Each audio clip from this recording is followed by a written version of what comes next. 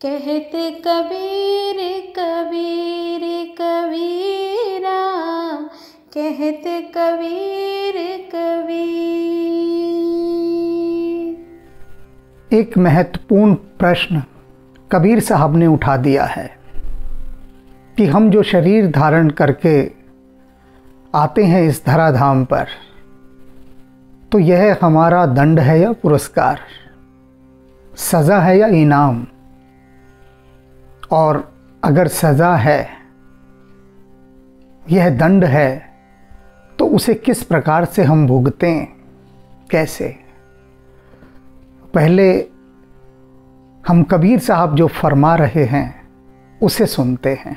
देह धरे का दंड है, सब काहू को होए। देह धरे का दंड है, सब काहू को होए। ज्ञानी भुगते ज्ञान से, अज्ञानी भुगते रोए। कबीरा अज्ञानी भुगते रोए। देह धरे को दंड है कि ये जो शरीर धारण किया है ना, इसका तो दंड भुगतना ही पड़ेगा। सब काहू को होए, और हर किसी को भुगतना पड़ेगा। इंसान को भी, भगवान को भी, हैवान को भी, जिसने भी ये शरीर धारण किया। यदि परमात्मा भी शरीर धारण करके आया, देह धारण करके आया, तो उसे भी इस देह धारण करने का दंड तो भुगतना ही होगा। और भुगता उन्होंने। देह धरे को दंड है, सब काहू को होए, सबको होगा। ज्ञानी भुगते ज्ञान ते, अज्ञानी भुगते रोए। बस एक फर्क आ जाता है, भोगना दोनों को है, लेकिन भोगने की कला में फर्क आ जाता है कि कोई कैसे भोग रहा है और कोई कैसे। तो ये दोनों का कैसे, ज्ञानी का कैसे और अज्ञानी का कैसे, ये दोनों कैसे भिन्न भिन्न हैं, अलग अलग हैं दोनों। आज इसी बात की व्याख्या होगी कि देह धरे को दंड है। आज एक व्यक्ति ने मुझे संदेश भेजा व्हाट्सएप पर, और उस व्हाट्सएप में मुझे और हनुमान जी को जितनी वो जी भर के गालियां दे सकता था उसने खूब दी। कहा, ये हनुमान जी आपके धोखेबाज हैं, किसी का काम कुछ नहीं बनाते, सारा संसार यूं ही कहता है कि ये संकट मोचन है, और आप भी उन्हीं हनुमान जी के शिष्य हैं, तो ये गुरु चेला दोनों एक जैसे हैं। और भी बहुत कुछ उसने हनुमान जी से कहा, और साथ में फिर एक चुनौती दे डाली आखिर में कि अगर सच में ये हनुमान जी, जिन्हें मैं कह रहा हूँ कि धोखेबाज हैं, सच में इनमें कोई ताकत है, कोई बल है, तो ज़रा आप उनसे कहिए कि मेरा ये रोग ठीक करके दिखाएं। मैं अच्छा भला था और उन्होंने मुझे रोगी बना दिया, रोगग्रस्त कर दिया, और अब मैं बीमार हूँ, खाट पर पड़ा हूँ, बरसों से खाट पर पड़ा हूँ। और खाट पर पड़े पड़े वो हनुमान जी को रोज़ गालियाँ देते हैं, रोज़। आज मुझे भी दी हनुमान जी के साथ, मुझे भी लपेटे में ले लिया। आना ही था, आना ही था। जब गुरु को लपेट लिया तो गुरु के शिष्य को क्यों नहीं लपेटा जाएगा, उन्हें भी लपेटा जाएगा। अब ऐसे बहुत सारे लोग हैं, बहुत सारे, जो कष्ट आने पर, दुख आने पर जी भर के रोते हैं, जी भर के, और परमात्मा को गालियां देते हैं। कबीर साहब कह रहे हैं ना, देह धरे को दंड है। जब ये शरीर धारण किया तो कुछ न कुछ तो इसके साथ लगा ही रहेगा ना, यही दंड है, लगे रहना। सबका हुको है, सबको होता है। ज्ञानी भुगते ज्ञान से। अब ज्ञानी ज्ञान से भुगतता है, कैसे? स्वीकार भाव से। ज्ञानी का ज्ञान क्या है? स्वीकार, नतमस्तक हो जाता है। नतमस्तक। तुम ज्ञानी को सूली दे दो तो सूली पर चढ़ा चढ़ा भी यह नहीं कहेगा तुम पापी हो, परमात्मा तुम्हारा सर्वनाश करेगा, तुम्हारे कीड़े पड़ेंगे, तुम मरोगे। ज्ञानी ये नहीं कहेगा। ज्ञानी कहेगा ठीक है, सूली दे दी, सूली से भी वो कहेगा कि हे प्रभु इन्हें क्षमा करना, क्योंकि ये नहीं जानते ये क्या कर रहे हैं। ज्ञानी को विष दे दो, वह कहेगा हे ईश्वर तेरी इच्छा पूरी हो, तेरी इच्छा पूरी हो, तेरी इच्छा पूरी हो। और ये कहा ज्ञानियों ने, ये ज्ञानियों के ही वचन है, कोई मेरे अपने गढ़े हुए वचन नहीं है, ज्ञानियों के ही हैं। और अज्ञानी, अज्ञानी पर दुख आता है तो वह रोना शुरू करता है, किलसना शुरू करता है, क्लेश करता है और इसका दोषारोपण परमात्मा पर ही करता है। अब कबीर साहब ने जो कहा अभी कि देह धरे को दंड है सब काहू को होए, सब काहू को, सभी को होता है, तो परमात्मा को भी होता है, उसको भी ले लिया। राम जी आए देह धारण करके, दशरथ के पुत्र बन के अवतार लेकर आए। अब उनकी देह को कितना दंड भोगना पड़ा। 14 वर्ष का वनवास कोई कम बड़ा दंड नहीं है, उस काल का सबसे बड़ा दंड था ये। 14 वर्ष का वनवास दे दिया जाना। सीता जी साथ गई, सीता जी ने एक बार नहीं कहा, कहीं पर भी एक बार भी। जैसे कि सामान्य नारियां कहती हैं कि किस आदमी के मैं पल्ले पड़ गई, मेरे तो न जाने कहां कहां से रिश्ते आते थे, कैसे कैसे घर मुझे मिल रहे थे, अमीरों के घर, और कहां मैं तुम्हारे पल्ले पड़ गई कि जंगल जंगल भटक रही हूं, गुफाओं में रह रही हूं, पेड़ों के नीचे सोती हूं, मौसम का संताप सहती हूं, कैसे किसके पल्ले में पड़ गई। कहीं कुछ नहीं, शिकायत का एक कण भी नहीं सीता जी के पास, एक कण भी नहीं। राम जी के पास भी नहीं है।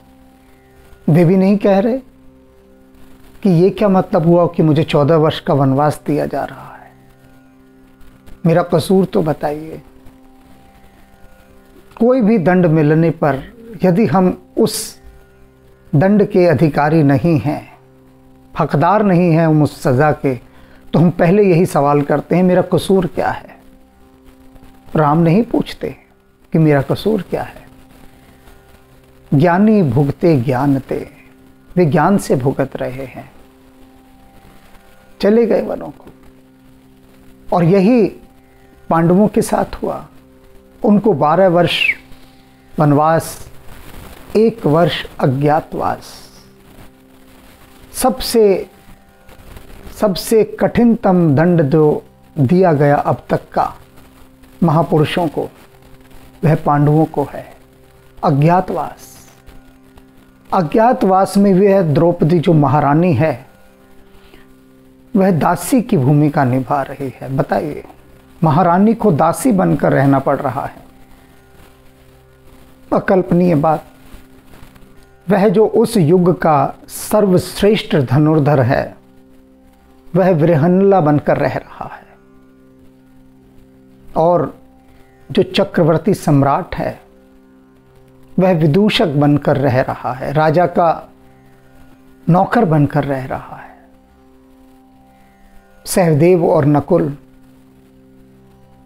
अश्वशाला में काम कर रहे हैं। देह को कितना दुख मिल रहा है, देह धरे को दंड है, किंतु वे कहीं पर भी एक बार भी यह नहीं कहते कि युधिष्ठिर महाराज आपके कारण हमें ये दिन देखने पड़ रहे हैं। कोई शिकायत नहीं, कहीं से भी किसी भी प्रकार की कोई शिकायत नहीं। और जो विधाता ने दंड का विधान रख दिया उनके लिए, वे उस दंड को सिर झुकाकर स्वीकार कर रहे हैं, सिर झुकाकर। गुरु गोविंद सिंह जी महाराज ऐसी परिस्थिति में चारों तरफ से शत्रुओं से घिरे हैं, न खाने के लिए कुछ, न पीने के लिए कुछ। वे जो सम्राटों के भी सम्राट। ऐसी स्थिति में वे बस इतना ही कहते हैं परमात्मा से, इतना ही संदेशा पहुंचवाते हैं कि मित्र प्यारे नू हाल मुरीदा दा कहना, कि बस मेरे उस आदि पुरुष परमपिता परमेश्वर से बता देना कि हम कैसे जी रहे हैं, क्यों तूने ऐसा किया, ये क्यों नहीं उठाया कभी भी किसी भी महापुरुष ने। और इसीलिए कबीर साहब कह रहे हैं कि ज्ञानी भुगते ज्ञान ते। एक कष्ट है, दुख है, रोग है, शोक है, निश्चित रूप से आएगा ही आएगा, क्योंकि देह धरे को दंड है। अब यह है कि उसे भुगतना कैसे है। हंस के भुगतो या रोकर भुगतो, भुगतना तो है। लेकिन हंसकर भुगतने से जो सबसे बड़ी बात आती है कि उस दुख का पता नहीं लगता, उस कष्ट का पता नहीं लगता। यदि हम रोकर उसे भोगते हैं तो वह और कई गुना बढ़कर सामने आ जाता है। जैसे भी कहा ना कि ज्ञानी भुगते ज्ञान से। कितना अच्छा सफर तय किया प्रभु राम ने, सीता जी ने, लक्ष्मण जी ने। 14 वर्ष का दुख आए, कष्ट आए, लेकिन परमात्मा से कभी शिकायत नहीं की, सहा उनको। तो ये जो सहने की शक्ति है, हंसकर सहा और सहते हुए दूसरों के दुखों को दूर किया। अपने ऊपर तो कष्ट है ही है भयंकर, किंतु देखिए राम को सुग्रीव की सहायता कर रहे हैं, पूरे प्राणपण से सुग्रीव की सहायता की, और जंगलों में ऋषि मुनियों की रक्षा कर रहे हैं। खुद पर दुखों का पहाड़ टूटा पड़ा है, लेकिन फिर भी उनके सेवा भाव में, लोक कल्याण के भाव में कण मात्र का भी कोई अभाव नहीं आया, कण मात्र का। तो कबीर साहब यहां बहुत गहरी बात बता रहे हैं, बहुत ही गहरी, कि देह धरे को दंड है। भैया अब ये शरीर तो धारण कर लिया ना, करना पड़ा। क्यों करना पड़ा वो भी अभी पीछे कबीर साहब ने बताया था, मैंने उसकी भी व्याख्या की है कि किस कारण से देह धारण करना पड़ता है। अब जब कर लिया ना तो उसके साथ उसके दुख भी तो आएंगे, कष्ट भी तो आएंगे, उन्हें भी तो भुगतना पड़ेगा। इसलिए ये जो गहरी से गहरी सीख कबीर साहब ने दी, गहरी से गहरी, कि उन दुखों को, उन कष्टों को हंसते हंसते भुगतो, भुगतना तो है, तब क्यों ना हंसकर भुगता जाए। इस दिशा में हमें प्रयास करना होगा। माना कि बहुत मुश्किल है, ये बहुत मुश्किल है, बहुत दुश्वार है हंसकर दुखों को, कष्टों को झेल लेना, लेकिन इसीलिए महापुरुषों ने अवतार धारण किया। परमात्मा इसीलिए अवतरित हुआ, स्वयं देह धारण की, उन सब कष्टों को दिखाने के लिए, और उन कष्टों को भोगा भी, सहा भी। भगवान कृष्ण के कष्ट क्या कम थे? जन्म से पहले ही हत्यारे पीछे लगे हुए हैं, देखिए जरा, जन्म से पहले ही। भगवान राम के कष्टों की शुरुआत तो तब हुई जब वनवास के लिए वे गए। उससे पहले का समय तो सब सुखदाई है।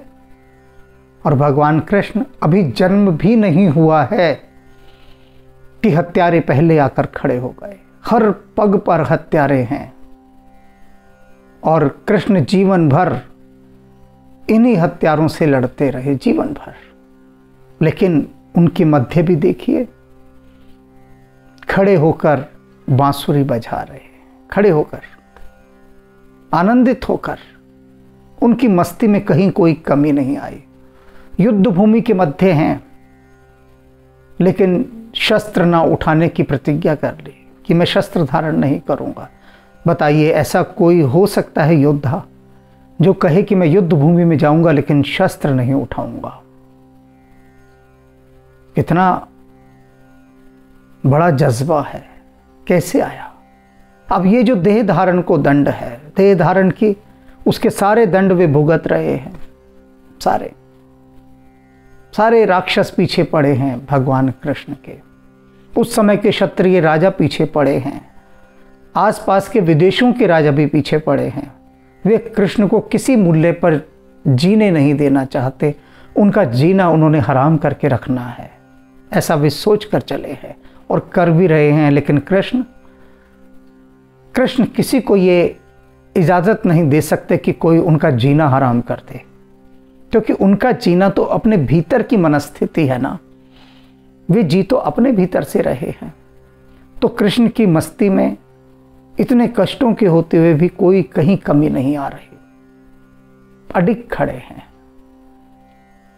ये सारे जो संदेश दे रहे हैं महापुरुष, कबीर साहब ने उसको निचोड़ कर रख दिया है एक कलश के अंदर, और उस कलश के भीतर जो अमृत वाणी है वह कह रही है, बारंबार कह रही है हम सब से। क्या कह रही है? देह धरे का दंड है, सब काहू को होए, ज्ञानी भुगते ज्ञान से, अज्ञानी भुगते रोए कबीरा, अज्ञानी भुगते